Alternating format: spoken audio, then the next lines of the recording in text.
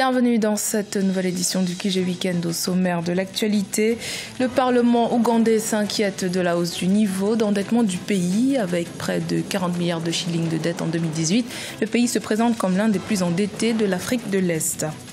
Le sommet technologique 2018 des femmes et des filles s'est tenu du 10 au 12 octobre à Accra, au Ghana. Il en est ressorti qu'il était nécessaire qu'au niveau des États, des politiques soient adoptées pour réduire la fracture numérique entre hommes et femmes sur le continent. Et puis Madagascar à l'épreuve de la déforestation, un phénomène qui menace la biodiversité très rare et très riche de l'île. Les autorités s'activent pour sensibiliser les citoyens sur le caractère important de la préservation de son environnement. Mais tout d'abord, le président ghanéen Nana Akufo-Addo a tenu à féliciter son gouvernement qui a réussi à stabiliser la fourniture électrique dans le pays. En effet, le pays n'a plus connu de délestage depuis 21 mois. De plus, le tarif électrique a été revu à la baisse de 17,5% pour les consommateurs privés et de 30% pour les clients industriels. En outre, grâce à la revue des 24 agréments d'achat d'électricité, le Trésor public a pu économiser 7 milliards de dollars. Le pays est également parvenu à lever 4,7 milliards de ces 10, soit environ 1 milliard de dollars sous forme d'obligations à 7 et 10 ans de terme, des fonds qui vont servir à rembourser à 50% les dettes extérieures du secteur électrique. En Ouganda, la dette a atteint 11 milliards de dollars en 2017. Les intérêts cumulés représentent plus de 30% du budget. Une situation inquiétante pour le Parlement, surtout que l'encours de la dette publique ougandaise devrait encore augmenter compte tenu des projets d'infrastructures ambitieux du pays. Nathalie Mo. La dette publique de l'Ouganda s'est établie à 11 milliards de dollars en 2017. Le gouvernement ougandais consacre 32,7% du total des recettes du pays au remboursement de la dette durant l'exercice 2018-2019. Pour sa part, le Parlement estime que le taux d'endettement de l'Ouganda pourrait atteindre 47% du produit intérieur brut avec la construction prévue d'une nouvelle voie ferrée. Les députés estiment ainsi que la dette publique de l'Ouganda n'est plus viable et appellent à plus de contrôle. L'État dirait, OK, au-delà de tant de milliards de shillings, il faudrait l'accord du Parlement. L'encours de la dette de l'Ouganda a augmenté de 7,8 milliards de dollars entre 2006 et 2018. Les secteurs de l'énergie, de l'agriculture et des infrastructures bénéficient le plus des financements issus de la dette afin de stimuler la croissance. Pourtant, le taux de croissance en glissement annuel est passé de 6,2% en janvier 2018 à 5% au deuxième trimestre 2018. Si l'endettement ne crée pas des emplois, si l'endettement n'augmente pas la compétitivité, c'est clair que cet endettement n'aura pas un impact sur le produit national brut, un impact sur la croissance économique. Le gouvernement ougandais s'est engagé à plafonner sa dette au seuil de 50% en respect des critères de convergence de l'Union monétaire de l'Afrique de l'Est. L'Ouganda pourrait ainsi limiter sa dette publique à 6 milliards de dollars dès 2020.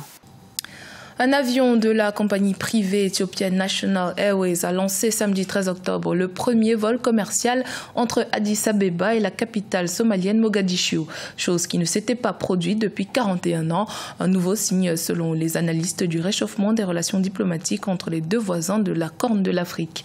Le processus de paix mené par le Premier ministre éthiopien Abiy Ahmed semble porter ses fruits dans la région. Rappelons qu'en juillet 2018, Ethiopian Airlines a lancé les premières liaisons aériennes entre Addis Abeba et l'Érythrée depuis 2 décennies après la réconciliation intervenue entre les deux voisins qui se sont affrontés dans un sanglant conflit entre 1998 et 2000.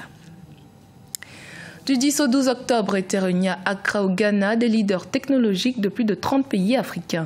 C'était dans le cadre du sommet technologique 2018 des femmes et des filles. Un événement qui a pour objectif d'explorer différentes manières dont les femmes peuvent se développer en tant que leaders et utilisatrices de la technologie. L'adoption de politiques adaptées pour réduire la fracture numérique entre hommes et femmes a notamment été préconisée lors de cette rencontre. Cheikh Omar Bandaogo. Plus de 30 pays représentés pour un seul objectif, travailler à réduire la fracture numérique entre hommes et femmes sur le continent. Les femmes œuvrant dans cette optique se sont réunies à Accra du 10 au 12 octobre 2018 dans le cadre du 2e sommet annuel technologique des femmes et des filles.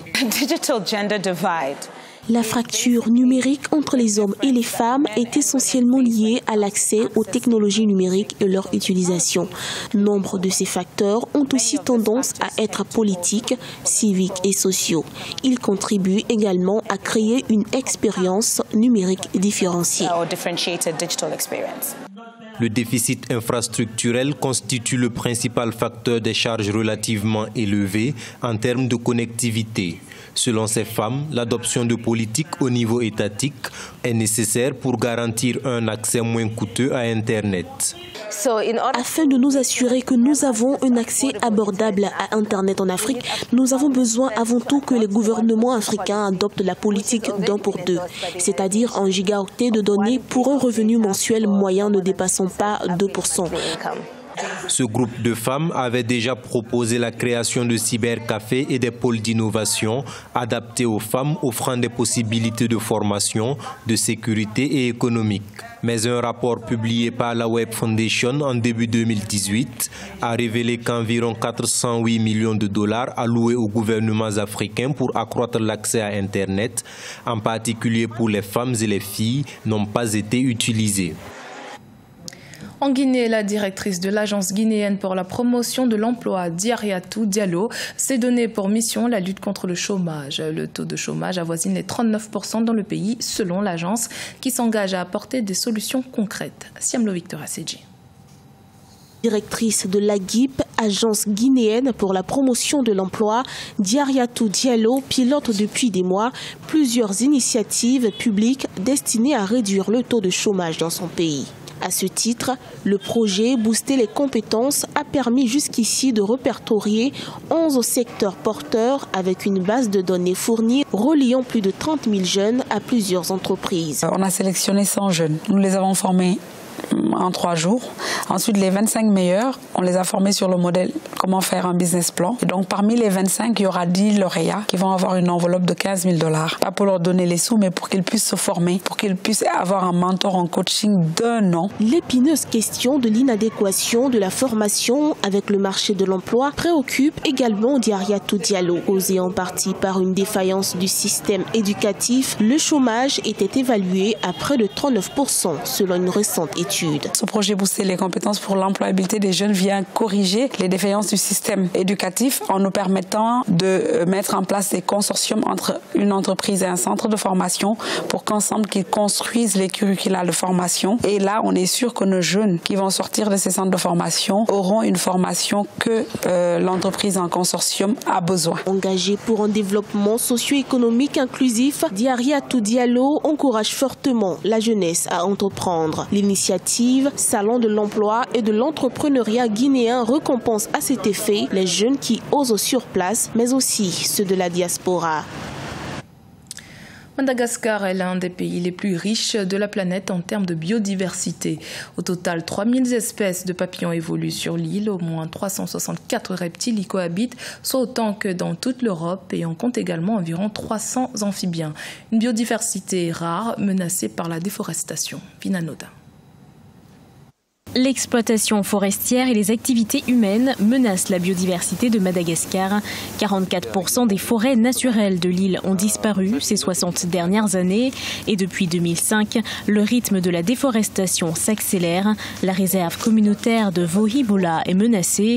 Il s'agit de la dernière forêt côtière de l'Est de Madagascar. L'année dernière, plus de 20% de la forêt a été brûlée. L'année dernière, en 2017, des bûcherons ont mis le feu à cette réserve. Environ 20% de la forêt a été brûlée. Nous avons donc constaté que plusieurs espèces animales avaient été réduites en cendres. Cette forêt abrite des espèces extraordinaires et souvent endémiques, à l'instar des plus petits amphibiens du monde. 510 000 hectares. Vraiment une première au monde. Parce qu'en termes de superficie, bien sûr, c'est le Brésil avec plus de 4 millions d'hectares qui disparaît. Mais à Madagascar, c'est 4% des forêts naturelles de Madagascar qui disparaissent en un seul coup, en une année. C'est pour illustrer vraiment le manque de volonté et aussi la corruption. Parce que la courbe de la corruption étrangement, va de pair avec la courbe de la déforestation à Madagascar. Les scientifiques attribuent la flore et la faune unique de Madagascar à son long isolement des continents voisins.